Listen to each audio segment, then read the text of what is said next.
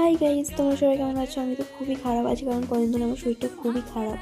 তো যাই হোক, চলো তোমাদের সাথে আমার একটা হোয়াট ইটিনার ডে শেয়ার করি আজ। তো সকালবেলা এখানে খেয়েছিলাম ছোলা আর বাদাম, আর তারপরে খেয়ে দিয়েছিলাম হরলিক্স, বিস্কুট, কিশমিশ, আমন্ড। আর আমি না কখনো এরকম সাজিয়ে খাই না অবশ্য, শুধু আজকে ভিডিও করলাম বলে এতটা সাজিয়ে খেলাম। তো যাই হোক, আর এখানে একটু ফেস প্যাক মেখে বসেছিলাম, আর তারপরে চান করতে চলে গিয়েছিলাম। আর আজকে লাঞ্চে ছিল ইলিশ মাছ ভাজা, কচু দিয়ে ইলিশ মাছের মাথা দিয়ে একটা তরকারি, চিংড়ি মাছের ঝাল আর ইলিশ মাছের পেঁপে দিয়ে একটা ঝোল।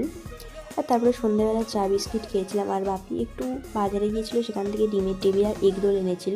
আর আমি একটু শুয়েছিলাম আর ভাবছিলাম রাত্রেবেলা কিছু খাবো না, কারণ শরীরটা খুবই খারাপ ছিল। তারপরে বিরিয়ানি ছিল যেহেতু, তো সেই জন্যই খেতে হলো।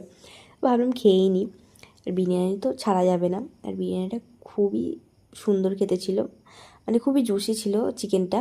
তো যাই হোক, তারপরে শুয়ে পড়েছিলাম। তো টাটা, চলো, গুড নাইট।